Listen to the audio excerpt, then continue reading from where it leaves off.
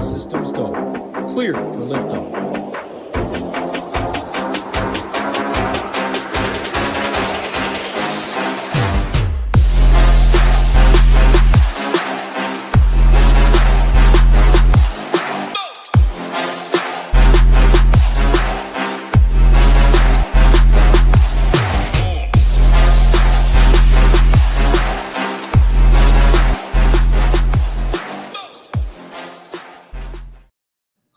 What's going on, everyone? This is Sheets, and we're going to be doing our recap of week 1, 2, 3, 4, 5, 6, 7, 8, 9 of Survivor Pool business.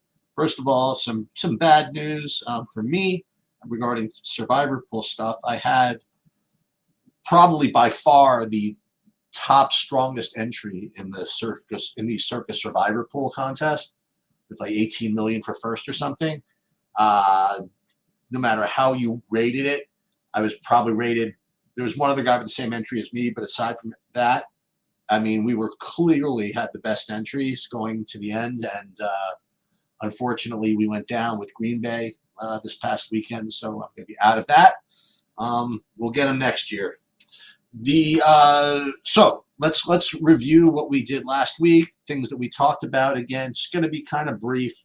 I'd like to reserve the majority of what we talk about for the premium show. And again, what we do on the premium show is we go into big, a lot of depth and detail on the options for week 10 and plan out hopefully how to get to the end to week 18, talk about the differences between picks for single pick pools and pick for double pick pools and picks for single pick pools that will become double pick pools. And we will get to that more tomorrow, but I will give at least some preview of what teams we're going to be looking at. Now, this again is the tool that it's two parts, right? Number one is the most important is the customizable EV calculator, where you can put your own win percentages and projected ownerships in, and it'll calculate the EVs. I can't demonstrate it right now because it's already starting to migrate into week 9, into week 10. So it's kind of, I can't demonstrate it right now, but it becomes very important as we get down to the end when predicting ownership is easier because like almost exactly what people are going to want to do, especially in some of the smaller pools. Then you can really have this tool work for you in a really, really powerful way, and you can get really, really sharp EV calculations. Now, what you do with those EV calculations, we'll talk about, but that's really important. And then you have this kind of primitive look-ahead map, which I admit is pretty poor static. But as we go through it during the premium show, we talk about the adjustments to be made and what teams are going to look good going forward and how to plan out your map. So last week, as it is normally the case, as you get down to this late in the season, a lot of it depends on what you have available and what you have left. So when I make recommendations, I try my best to give options depending on what you have.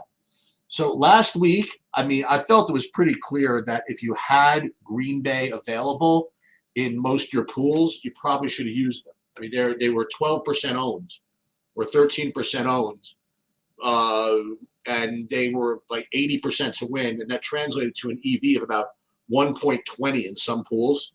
You just can't turn that down, especially considering their future value was okay, but there wasn't any week where you 100% needed to have them. So Green Bay clearly was the best play, and sometimes the best plays don't win. So that's what happened to that.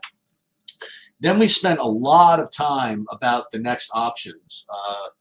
How to separate Rams from the Chargers, for example. And we talked about how they could take, very similar paths, but because the Rams were going to be like 50% owned and the Chargers 20, I think it came down to to take the EV with the Chargers now, so that later when the Rams are fully depleted, you could use them later and get even stronger EV then as well. So we thought that the Chargers were clearly the second best option, and we played them over the Rams. Now, again, if you were managing a portfolio, Want to play a little Rams? Okay, that's not the end of the world. But we finally settled on the Chargers being clearly the best play. And that was really pretty much all you could play, I thought, last week. I didn't think the Rams were particularly playable except in portfolios, which, again, I'm not gonna criticize you on that. And then there was some wild, I had wild ideas of playing maybe the Giants only in pools where you had a zillion entries and there was a lot of people left and you wanted to take, really, really play gambly. But aside from that, it was really just about Green Bay and the Chargers for me. And unfortunately, I had Green Bay in the circle one. I had Chargers in some other pools, but would have been nice to have gotten Green Bay across the finish line. Just kind of show you, where we're at here. And here's some of the splash pools. So this is the Ship It Nation pool. So this one, you guys got a lot of people in this. There's still 884 people left, which is a lot, but it's not that many when you realize that we're going to be going to doubles here next week. So we're going to, hopefully, if you guys have played this the way I've been recommending and you still have some entries left, you're going to have some bombs that you're going to be able to drop on people.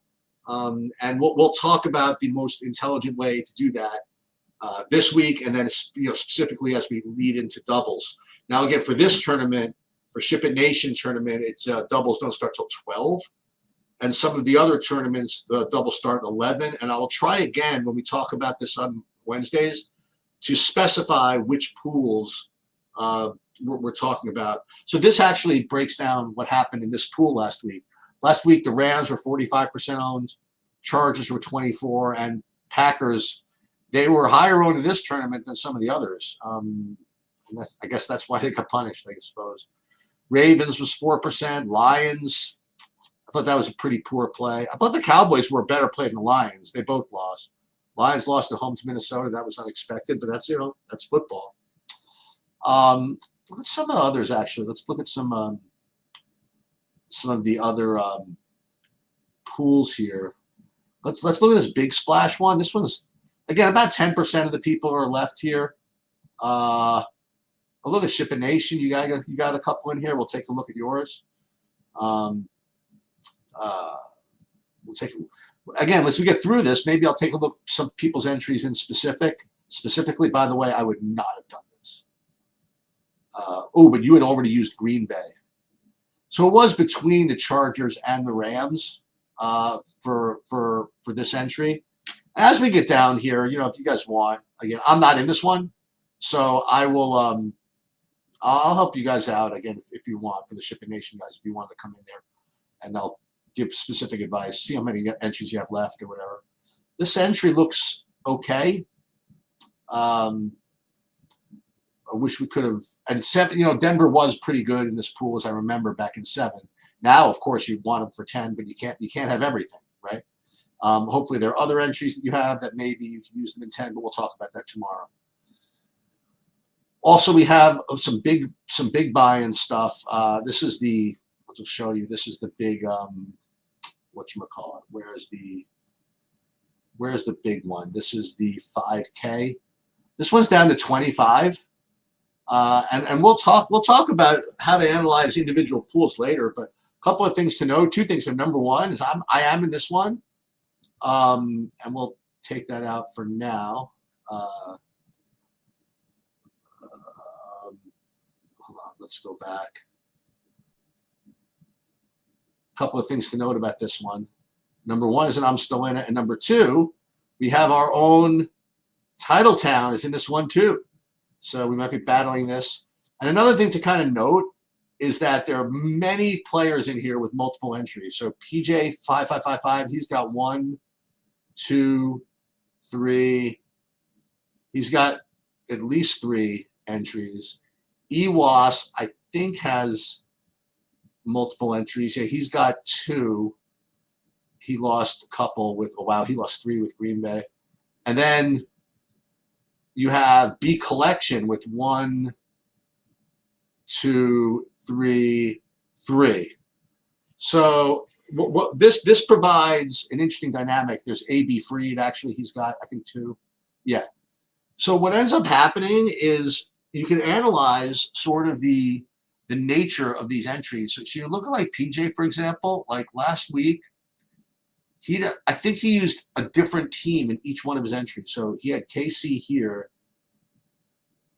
and then Indy here. Oh no, then he had KC here. So, and then I thought I was looking at something else. I thought he had a different one for each thing.